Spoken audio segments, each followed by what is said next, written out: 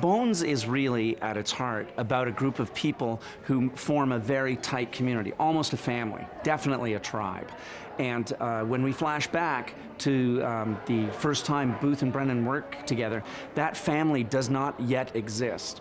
So what we wanted to do was set up those lines so that the fans of the show would say, "Oh, they eventually go this way, they eventually go this way," and hope that it has its own kind of integrity. But they are far apart in the flashback episode, in the first case ever. They're all pretty far apart from each other, and I hope by the end of it you think it's going to take a year, but these people will get together again. The 100th episode occurs when Sweets runs his book that he's been writing on Booth and Brennan by them. And they come in to tell him that he is mistaken about a very important point. In order to explain to him what they have to explain to him, they have to go through their first case together. That happened about a year before the pilot. And when we did the pilot, the idea was, let's not go through the whole rigmarole of them meeting each other and feeling each other out. They know each other, they have opinions about each other, there's a lot of conflict, and off we'll go.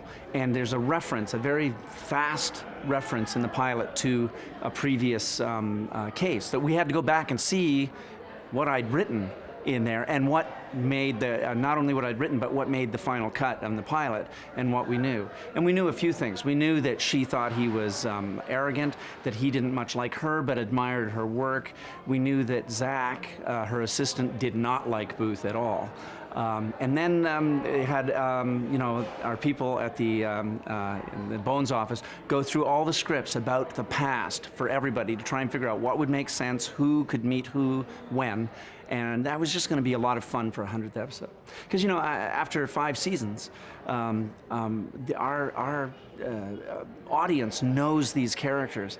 And if it's fun for us to see them meet for the first time or interact for the first time, then we think it'd be fun for the audience. Zach is one of my favorite characters that I've ever created. He's based on a very good friend of mine back home in Canada, a physicist. He's played by a pretty good friend of mine. Should I go like that?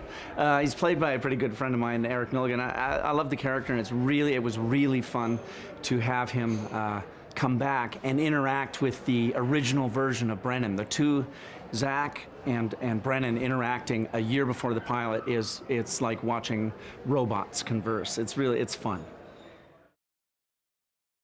What with Twitter and the message boards, you get a lot of feedback.